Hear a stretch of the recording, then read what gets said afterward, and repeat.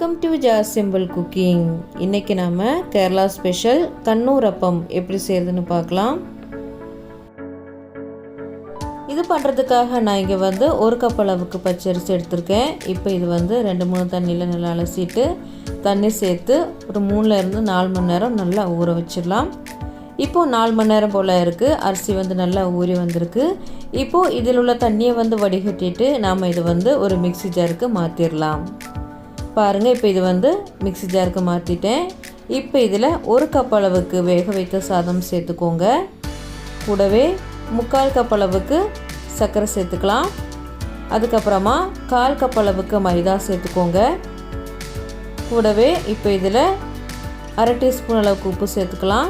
சேர்த்துட்டு இப்போ இதில் தேவைக்கேற்ப தண்ணி சேர்த்து நல்லா நைஸாக அரைச்சி எடுத்துடலாம். நான் இங்கே 1/2 கப் அளவுக்கு தண்ணி சேர்த்துருக்கேன். இப்போ இது நல்லா அரைச்சிட்டு வந்துடலாம். பாருங்கள், இப்போ இது நல்லா அரைச்சி எடுத்தாச்சு. பாருங்கள், இந்த மாதிரி நல்லா நைஸாக அரைச்சி எடுத்துக்கோங்க. இப்போ நாம் இதை ஒரு பவுலுக்கு மாற்றிடலாம்.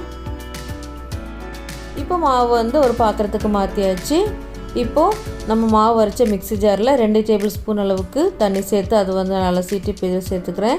சேர்த்துட்டு இப்போ இது நல்லா மிக்ஸ் பண்ணி விட்டுடலாம். நல்லா மிக்ஸ் பண்ணி விட்டதுக்கப்புறமா இப்போ நாம் இதை இந்த மாவை புளிக்க வச்சிடலாம். இப்போது மூடி வச்சு ஒரு 8 மணி நேரம் அப்படியே இருக்கட்டும். இப்போது 8 மணி நேரம் கழித்து ஓப்பன் பண்ணி பார்த்துடலாம். இது ஒரு தடவை நல்லா மிக்ஸ் பண்ணி விட்டுக்கோங்க. மாவு ரொம்ப எல்லாம் பொங்கி வராது. நம்ம எந்த அளவுக்கு அரைச்சி வச்சோமோ அந்த அளவுக்கு தான் மாவு இருக்கும். நல்லா கலந்து விட்டதுக்கப்புறமா இப்போ இதில் 1/4 டீஸ்பூனுக்கு கொஞ்சம் குறைவாக பேக்கிங் சோடா நான் சேர்த்துருக்கேன்.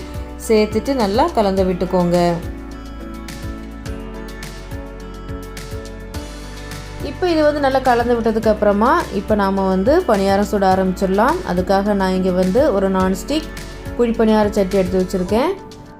இப்போது ஒவ்வொரு குழியிலையும் 3/4 பாகம் அளவுக்கு எண்ணெய் சேர்த்துக்கோங்க. இப்போது எண்ணெய் நல்லா சூடாகட்டும். எண்ணெய் நல்லா சூடானதுக்கப்புறமா ஃப்ளேமை சிம்மில் வச்சுக்கோங்க. சிம்மில் வச்சுட்டு நாம் ரெடி பண்ணி வச்சுருக்கிற மாவு ஒரு கிளாஸில் ஊற்றிடலாம்.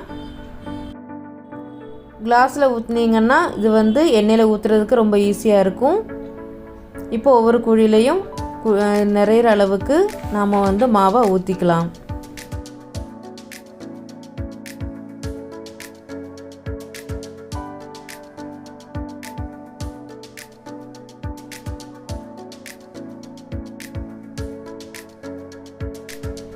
இப்போ மாவு எல்லா குழியிலையும் ஊற்றியாச்சு. இப்போ இது கலர் சேஞ்ச் ஆகக்கூடாது. லைட்டாக வெந்ததும் நாம் இதை திருப்பி போடணும். கீழே வெள்ளையாக இருக்கும்போதே நாம் திருப்பி போட்டுக்கணும். கண்ணூரப்பம் ஸ்பெஷாலிட்டியை மேலே வெள்ளை கலரில் இருக்கும், அடியில் ப்ரௌன் கலரில் இருக்கும். அதனால் மேலே லைட்டாக கலர் சேஞ்ச் ஆனதும் நாம் இது திருப்பி போட்டுக்கணும். இப்போது எல்லா அப்பத்தையும் திருப்பி போட்டதும் நாம் ஃப்ளேமை மீடியமில் வச்சுக்கலாம். கீழே உள்ள இந்த பாகம் நல்லா கோல்டன் ப்ரௌன் கலர் ஆகிற வரைக்கும் நாம் இதை நல்லா ஃப்ரை பண்ணணும். பாருங்கள், இது நல்லா ஃப்ரை ஆகி வந்திருக்கு. கீழே நல்லா கலர் சேஞ்ச் ஆகி வந்திருக்கு. இப்போ நாம் இதை எண்ணெயிலேருந்து எடுத்துடலாம். அவ்வளோதான், நம்ம கண்ணூரப்பம் ரொம்ப சூப்பராக ரெடி ஆகிட்டு மிச்சம் இருக்கிற எல்லா மாவுலேயும் நம்ம இதே மாதிரி ஃப்ரை பண்ணி எடுத்துடலாம்.